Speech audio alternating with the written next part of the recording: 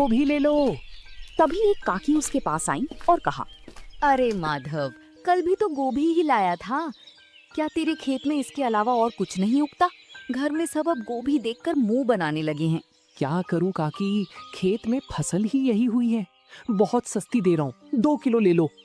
नहीं रे बेटा, मुफ्त में भी देगा तो कोई नहीं खाएगा। कुछ नया लाए तो बता देना। सबको कुछ नया चाहिए, पर नया लाने के लिए पैसे कहाँ से आएंगे? अगर आज ये गोभी नहीं बिकी तो कल का चूल्हा भी नहीं जल पाएगा। माधव वहीं सड़क किनारे बैठ गया। तभी उसका पुराना दोस्त सोमू वहां से गुजरा। क्या हुआ माधव, आज फिर गोभी का ढेर घर ले जा रहा है? हाँ सोमू, कोई भी इसे खरीदने को तैयार नहीं है। सब इन पत्ता गोभी से पक गए हैं। समझ नहीं आता इन पत्ता गोभियों का क्या करूं। भाई तूने शहर में कुछ समय उस दुकान पर काम किया था ना, जहां लोग इसी गोभी को बारीक काट कर कुछ सफेद पोटली जैसा बनाते थे। क्या नाम था उसका? मोमोस? हाँ सोमू, वो लोग पत्ता गोभी का ही इस्तेमाल करते थे। सोमू की बात माधव के दिमाग में घर कर गई थी। उस शाम माधव घर लौटा तो उसके मन में एक ही धुन सवार थी। उसने अपनी बची हुई सबसे अच्छी पत्ता गोभी उठाई और उसे बारीक काटना शुरू किया। अगर मैं इन गोभियों को फेंकने के बजाय इनका रूप बदल दूं तो शायद बात बन जाए। मैदा घर में थोड़ा पड़ा ही है। वो रसोई में मसालों के साथ कुछ प्रयोग करने लगा। खुशबू फैलने लगी तो उसका पड़ोसी करीम चाचा अंदर आए। माधव मियाँ, ये कैसी खुशबू आ रही है? आज क्या कोई दावत की तैयारी है? आइए चाचा, दावत तो नहीं पर एक कोशिश कर रहा हूँ। ये देखिए, मैंने इन गोभियों को मसालों के साथ पकाकर इस मैदे की लोई में भर दिया है। अरे ये तो छोटी छोटी सफेद पोटलियां लग रही हैं। इन्हें तेल में तलोगे क्या? नहीं चाचा, इन्हें बस भाप में पकाऊंगा। ये बिना तेल का खाना होगा, जो गांव वालों के लिए बिल्कुल नया होगा। बिना तेल का? क्या लोग खाएंगे? यहाँ तो सबको तला भुना पसंद है। स्वाद अच्छा हुआ तो सब खाएंगे चाचा। बस दुआ कीजिए कि ये भाप में ठीक से पक जाए। कल सुबह गांव के चौराहे पर मैं इसी का ठेला लगाऊंगा। हिम्मत तो बड़ी है तेरी। चल ये पक जाए तो एक मुझे भी चखाना। अगली सुबह सूरज की पहली किरण के साथ ही माधव गांव के चौराहे पर पहुंच गया था। उसने अपनी रेढ़ी के एक तरफ कटी हुई पत्ता गोभी रखी थी और दूसरी तरफ पीतल के एक बड़े बर्तन से भाप निकल रही थी। गांव के लोग जो रोज माधव को गोभी बेचते देखते थे, आज रुक रुक कर उसे ताकने लगे। तभी गांव का हलवाई बनवारी उसके ठेले पर आया और कहने लगा, अरे माधव, आज तेरा ये पत्ता गोभी का ठेला बड़ा चमक रहा है। ये बड़े बर्तन में क्या उबाल रहा है भाई? सुबह सुबह चाय बना रहा है क्या? नहीं बनवारी भाई, ये चाय नहीं है, इसे मोमोस कहते हैं। शहर का बड़ा मशहूर नाश्ता है। आज पहली बार अपने गांव में लाया हूँ। मो क्या? नाम तो बड़ा अजीब है, पर खुशबू बड़ी सौंधी आ रही है। इसमें डाला क्या है? वही अपनी ताजी पत्ता गोभी है भाई, बस बनाने का अंदाज नया है। ये देखिए, साथ में ये लाल चटनी भी है। तभी गांव का एक बुजुर्ग उसके पास आया और उसने कहा, बेटा ये दिखने में तो बड़ा कोमल लग। ऐसे ही बुजुर्ग ने मोमोज का टुकड़ा चबाया। उनके चेहरे पर एक बड़ी सी मुस्कान फैल गई। माधव ने उन्हें थोड़ी और लाल चटनी दी। देखते ही देखते वहाँ मौजूद दूसरे लोग भी अपनी बारी का इंतजार करने लगे। वाह माधव, ये तो वाकई कमाल की चीज है। इतना नरम और जायकेदार, और ये लाल चटनी, इसने तो सोई हुई जुबान को जगा दिया रहा है। क्या ये बुजुर्गों के खाने लायक है? मेरे दांत अब सख्त चीजें नहीं चबा पाते। बाबा, ये तो मुंह में जाते ही घुल जाएगा। ये भाप में पका है, बिल्कुल रूई जैसा नरम। आप बस एक बार जरा सा चक्कर देखिए। बुजुर्ग ने एक छोटा सा टुकड़ा चखा। पूरा चौराहा शांत हो गया। सब बुजुर्ग के चेहरे के भाव देख रहे थे। तभी वहाँ माधव का दोस्त सोमू भी आ जाता है।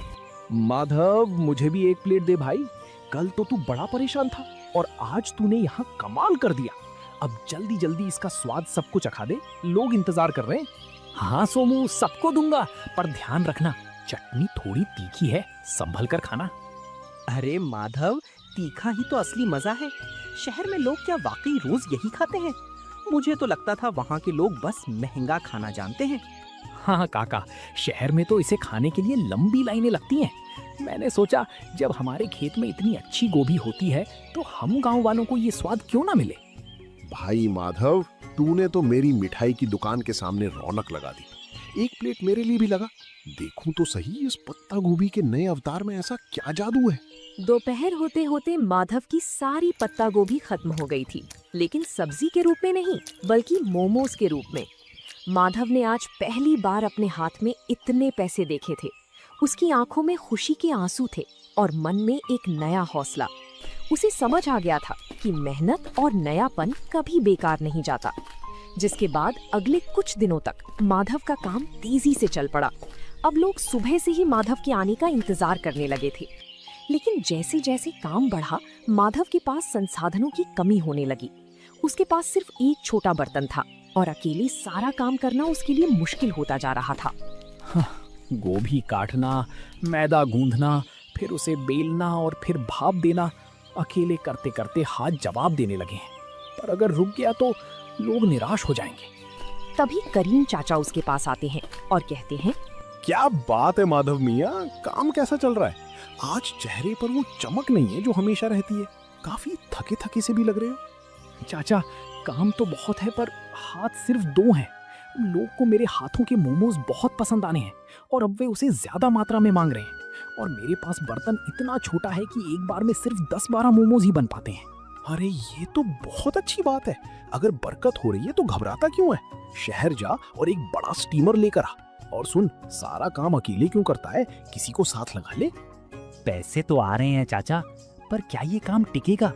कहीं लोग 4 दिन बाद ऊब गए तो मेरी सारी कमाई डूब जाएगी। मेहनत कभी नहीं डूबती बेटा।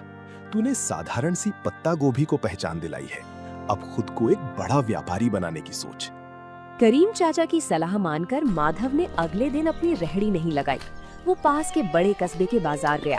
वहाँ की भीड़ भाड़ देखकर उसे अपने पुराने दिन याद आ गए, जब वो दूसरों की दुकानों पर काम करता था। आज वो अपनी खुद की दुकान के लिए सामान खरीदने आया था। आइए भाई साहब, क्या दिखाऊं? होटल के लिए बर्तन चाहिए या घर के लिए? मुझे मोमोज बनाने वाला सबसे बड़ा 3 मंजिला बर्तन चाहिए। और हाँ, एक ऐसी मशीन भी देना जिससे सब्जियां बहुत बारीक कट सके। बड़े बर्तन की मांग तो बहुत है। आप कहाँ से आए हैं? शहर में दुकान खोल रहे हैं क्या? नहीं साहब, गांव में मेरा छोटा सा मोमोज बेचने का काम है। वहाँ लोगों को उसका स्वाद बहुत पसंद आ रहा है। ये तो बड़ी अच्छी बात है। ये लीजिए, ये स्टील का सबसे बढ़िया बर्तन है। इसमें एक साथ 50 मोमोज आराम से बन जाएंगे। और ये रही आपकी नई मशीन, इससे आपकी मेहनत आधी हो जाएगी। शुक्रिया। अब गांव लौटकर मुझे सिर्फ खाना नहीं बनाना, बल्कि अपने काम को और बेहतर बनाना है। कल से गांव वालों को मोमोज खाने के लिए इंतजार नहीं करना पड़ेगा। माधव जब नए बर्तनों के साथ गांव लौटा तो शाम हो चुकी थी। रास्ते में उसने ढेर सारी पत्ता गोभी खरीदी। उसे पता था कि अब उसका संघर्ष एक नए मुकाम पर पहुंच चुका है। उसने रात भर जागकर नए बर्तनों को साफ किया और अगले दिन की तैयारी की। अगली सुबह जब माधव चौराहे पर पहुंचा तो उसकी रेहड़ी का नजारा बदला हुआ था। 3 मंजिलों वाला ऊंचा स्टील का स्टीमर सूरज की रोशनी में चमक रहा था। गांव वाले ये नया अजूबा देखने के लिए जमा हो गए। माधव के चेहरे पर एक नई चमक थी, क्योंकि अब उसे ग्राहकों को इंतजार नहीं कराना पड़ता था। वाह भाई माधव, ये क्या रॉकेट ले आया आज? ये तो बड़ा आलीशान लग रहा है। रॉकेट नहीं है सोमू भाई, ये 3 मंजिला स्टीमर है। अब एक साथ कई लोग मोमोज खा पाएंगे। कल तक तुम लोग शिकायत करते थे ना कि देर लगती है, लेकिन अब इसकी मदद से नहीं लगेगी। अरे भाई, बर्तन तो बड़ा कर लिया, पर क्या स्वाद वही रहेगा? अक्सर काम बढ़ने पर लोग जायका भूल जाते हैं। बनवारी भाई, जायका तो मेरी मेहनत में है, बर्तन में नहीं। आप बस देखते जाइए। आज मैंने चटनी में एक खास चीज और मिलाई है, खेत का ताजा पुदीना। माधव, सुना है तूने कस्बे से कोई मशीन भी मंगवाई है? क्या आप मशीन से खाना बनाएगा? नहीं काका, मशीन सिर्फ सब्जियां बारीक काटने के लिए है। मेहनत तो अभी भी इन हाथों की ही रहेगी। मशीन से बस मेरा समय बचेगा, ताकि मैं आप सबको गर्मा गर्म खाना खिला सकूं। उस दिन माधव की रेहड़ी पर इतनी भीड़ थी कि गांव का मुख्य रास्ता जाम होने लगा। माधव बड़ी फुर्ती से हाथ चला रहा था। वो पत्ता गोभी की फिलिंग भरता, उन्हें आकार देता और स्टीमर में सजाता। कुछ ही मिनटों में भाप के साथ मोमोज तैयार हो जाते। तभी गांव के पटवारी जी अपनी गाड़ी से वहां रुके। माधव, ये क्या शोर मचा रखा है तुमने? पूरा गांव यहीं जमा हो गया है क्या? प्रणाम पटवारी जी, कुछ नया शुरू किया है। ये पत्ता गोभी के मोमोज हैं। आप भी जरा चक्कर देखिए, फिर बताइएगा कि गांव में ये कैसा लग रहा है। पटवारी जी ने जैसे ही एक निवाला खाया तो उन्होंने कहा, वाकई मैंने शहर में कई जगह के मोमोज खाए हैं, पर तुम्हारी ये पत्ता गोभी की फिलिंग और ये देसी पुदीने वाली चटनी, इसका कोई जवाब नहीं। तुमने तो कमाल कर दिया। शुक्रिया साहब, बस सोच रहा था कि अपनी गोभी को फेंकने से अच्छा है उसे इस तरह लोगों तक पहुंचाया जाए। माधव, अगले हफ्ते तहसील के कुछ बड़े अधिकारी गांव आ रहे हैं। क्या तुम उनके लिए भी ऐसा कुछ इंतजाम कर सकते हो? मैं चाहता हूँ वो देखें कि हमारे गांव के युवक कितने मेहनती हैं। ये तो मेरे लिए सौभाग्य की बात होगी साहब। मैं उनके लिए सबसे बेहतरीन मोमोज तैयार रखूंगा। माधव के लिए ये सिर्फ एक ऑर्डर नहीं था, बल्कि उसके हुनर को मिलने वाली सरकारी पहचान की शुरुआत थी। उस रात माधव ने चैन की नींद ली, क्योंकि अब वो सिर्फ एक गरीब सब्जी वाला नहीं, बल्कि गांव का मोमोज मैन बन चुका था। पटवारी जी का वादा माधव के लिए एक बहुत बड़ी चुनौती और अवसर दोनों था। तहसील के अधिकारियों का आना कोई छोटी बात नहीं थी। माधव ने तय किया कि वो इस मौके को हाथ से जाने नहीं देगा। उसने अपने छोटे से रसोई घर को साफ किया और अपनी रेहड़ी को अच्छे से सजाया। माधव बेटा, कल का दिन बहुत बड़ा है। सुना है शहर से बड़े साहब लोग आ रहे हैं। क्या तूने सारी तैयारी कर ली? हाँ चाचा, मैंने आज सुबह ही खेत से सबसे ताजी और कोमल पत्ता गोभी तोड़ी है। मैं नहीं चाहता कि स्वाद में जरा भी कमी रहे, बस थोड़ा डर लग रहा है। डर कैसा? तूने तो पूरे गांव का दिल जीत लिया है। वो तो फिर भी बाहर के लोग हैं। बस अपनी सादगी और सफाई का ध्यान रखना। सोमू, तू कल मेरी मदद करेगा? मुझे प्लेटें लगाने और पानी पिलाने के लिए किसी भरोसेमंद इंसान की जरूरत होगी। तू चिंता क्यों करता है भाई? मैं सुबह ही पहुंच जाऊंगा। हम दिखा देंगे कि हमारे गांव का स्वाद किसी बड़े शहर के होटल से कम नहीं है। दोपहर का समय था। तहसील के अधिकारी अपनी गाड़ियों से गांव की चौपाल पर पहुंचे। पटवारी जी ने गर्व के साथ माधव की रेहड़ी की ओर इशारा किया। माधव के चेहरे पर एक विनम्र मुस्कान थी। उसने बड़ी ही सफाई से अधिकारियों के सामने गर्मा गर्म मोमोज परोसे। पटवारी जी, मैंने सुना था कि यहाँ का कोई युवक बहुत अच्छा काम कर रहा है।